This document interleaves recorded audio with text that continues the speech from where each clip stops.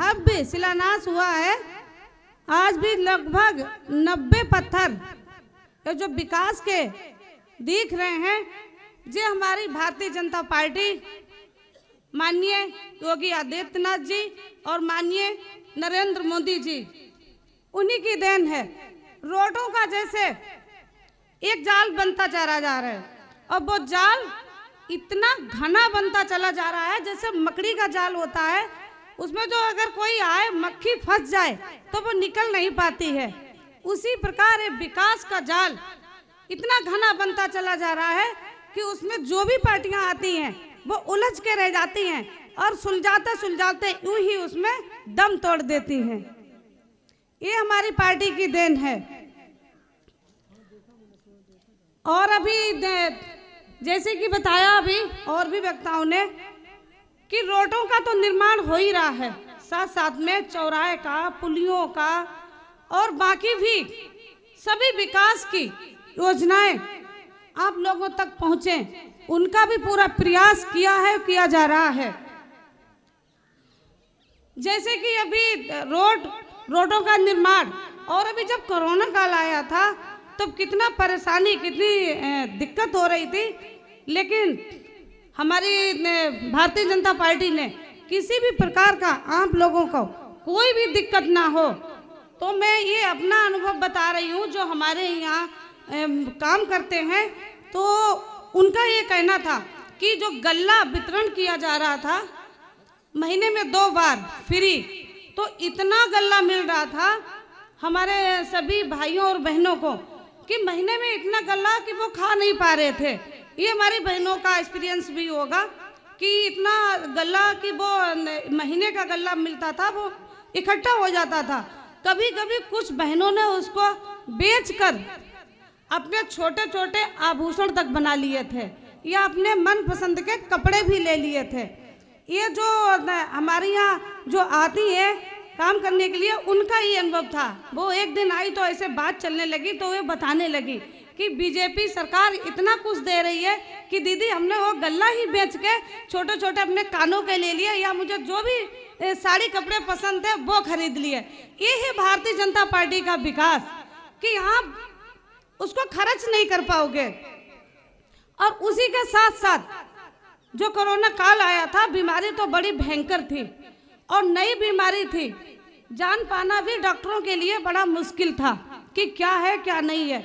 लेकिन हमारे माननीय नरेंद्र मोदी जी देखिएगा कि इतनी जल्दी से उसका टीका बना के तैयार कर दिया और टाइम नहीं लगा, सभी को लगवा दिया और वो बीमारी आज लगभग खत्म होने की कगार पर है।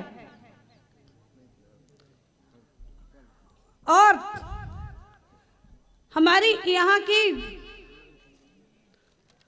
जो बहन कविता यादव जी हैं, उनका नेचर भी, ये चीज़ में पहले ही बोलना चाहिए था, नेचर बहुत अच्छा है। मुझे लगता है कि कोई भी उनके पास जाता होगा तो बड़े कायदे से समस्या सुनती होंगी। और अभी विकास के ही तौर पे देखा जाए कि जो अभी सामूहिक शादियां हुई थी, तो कुछ लोग ऐसे परिवार होते हैं कि चिंता हो जाती है कि कैसे क्या करें, बच्चियों की शादी किस प्रकार करें, क्योंकि इतना उनके पास धन नहीं होता है। तो ये सरकार ने पहले भी बोला है कि बच्चे जिस दिन से जन्म लेती है उस दिन का खर्चा और शादी तक खर्चा सब सरकार उठा रही है। योजनाएं इतनी है कि हमें जागरूक होना पड़ेगा कि हम किस प्रकार उन योजनाओं का लाभ ले सकते हैं। कितने बड़े मात्रा में शादियां हुई थी, 51,000 का गिफ्ट के रूप में हमारी बच्चियों को दिया जा रहा था।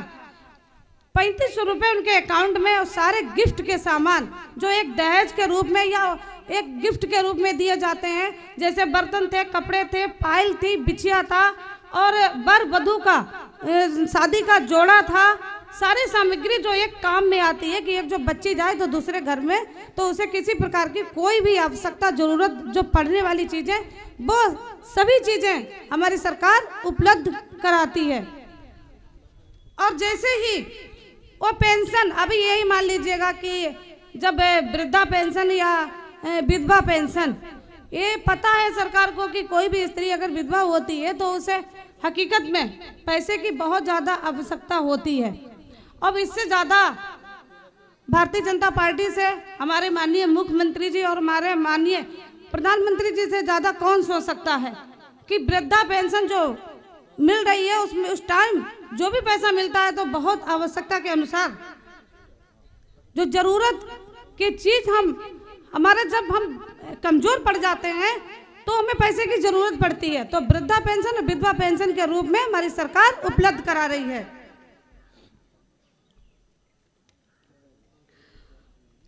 और जैसे कि ऐसे बहुत सारी चीज़ें हैं, और अभी यही लगा लीजिए कि विद्यालय ही लगा लीजिएगा, विकास तो सड़कों का हो रहा है लेकिन साथ साथ में और भी चीज़ों का विकास चल रहा है। बहुत पहले आपने देखा होगा कि आज ये विद्यालय जो है भव्य बिल्डिंग के रूप में तैयार हुए हैं। पहले तो ऐसा ही था कि एक बोरा ले जाते थे, उसके पेड़ के नीचे में बिछा के बैठ जाते थे, बारिश होती थी तो रेनी डे मतलब छुट्टी हो जाती थी। आज आप लोग देखिएगा कि कितने भव्य बिल्डिंग बनी हुई है विद्यालयों की। ये किसकी देन है? पिछले में जाके देखिए तो कुछ भी नहीं था। ये भारतीय जनता पार्टी की देन है कि किसी भी प्रकार कैसी भी कोई भी दिक्कत हो तो तुरंत सोचती है। जैसे कि अभी पूर्व हमारे कटरा के विधायक जी ने बताया कि जब हमारी माताएं और बहनें चूल्हे पे खाना बनाती थी तो वाकई आंखों से आंसू आते थे और बड़ी मुश्किल हो जाती थी क्योंकि कंडा पहले लाओ, फिर अगर गीली लकड़ी है तो फिर जलाना भी चूल्हे में बड़ी मुश्किल हो जाता। तो उसी को देखते हुए गैस चूल्हे कितनी बड़ी संख्या में वितरण किए गए। आप लोगों को किसी भी प्रकार की कोई भी समस्या दिक्कत ना हो, वो केवल आप लोग मत सोचिएगा, वो सरकार को सोचने दीजिएगा। और हमारे यहाँ के जो वित्त मंत्री, मुझे लगता है कि जितनी भी तारीफ की जाए उतनी कम है। हमारे यहाँ का कोई भी बच्चा, कोई भी महिला, माताएं बहनें कोई भी जाए तो बेसंकोच होके समस्या का समाधान सुनते हैं। ऐसा लगता है कि कोई हमारे अपने परिवार का ही हो। एक परिवार के रूप में को देखते हुए पूरा मान सम्मान और समस्याओं का हल। मैं अपनी मन की बात बताती हूँ कि मुझे जब मैं मंत्री जी के पास टाइम स्पेंड करती हूँ तो मुझे बहुत अच्छा लगता है। मैं एक एक चीज़ उनकी महसूस करती हूँ कि किस तरीके से कैसे समस्या का समाधान निकालना या किसको कैसे हैंडल करना, और जो भी उनके पास जाता है तो एक खिला हुआ चेहरा ही लाता है। और आप लोगों से एक अनुरोध करना चाहूँगी, टाइम अभी कम है, बोलने के लिए अभी काफ़ी लोग हैं, कि हमारे जो चुनाव अभी पास में आ रहे हैं, निकाय चुनाव पास में आ रहे हैं, तो आप लोगों का सोच समझ के वोट करिएगा। पहले तो आप लोग पार्टी गलत चुन लेते हो, फिर आप लोग कहते हैं कि यहाँ विकास नहीं हुआ, वहाँ विकास नहीं हुआ। आप बड़े मात्रा में कमल का फूल खिलाइएगा, फिर आप लोग देखिएगा विकास ही विकास तो है। पहले से देखिए आप देखिएगा, जहाँ तक आपकी नज़र जाएगी, जिस दिशा में जाएगी, केवल विकास ही विकास नज़र आ रहा है।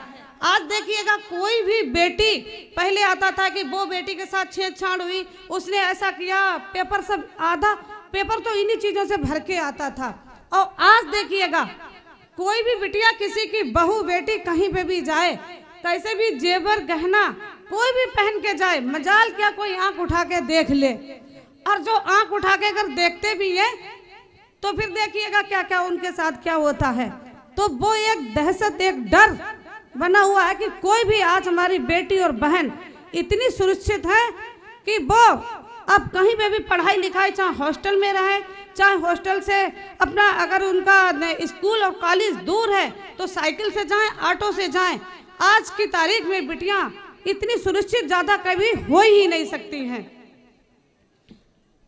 और इसी के साथ मैं फिर से यहाँ के अपनी बहन ब्लॉक प्रमुख कविता यादव जी के लिए बहुत बहुत धन्यवाद और बहुत बहुत शुभकामनाएं देती हूँ कि वो ऐसे ही लोगों के विकास कार्य समझकर आगे अपने विकास के पथ पर बढ़ती जाए। और सभी लोगों के लिए बहुत बहुत मैं फिर से शुभकामनाएं देती हूँ, बधाई देती हूँ। आप लोग फिर से एक जो मेन चीज थी कि कमल का निशान भूलना नहीं है। हर जगह से बड़ा बड़ा फूल खिला के आप लोगों को भेजना है, आप लोगों की ये जिम्मेदारी है। जय हिंद, जय भारत।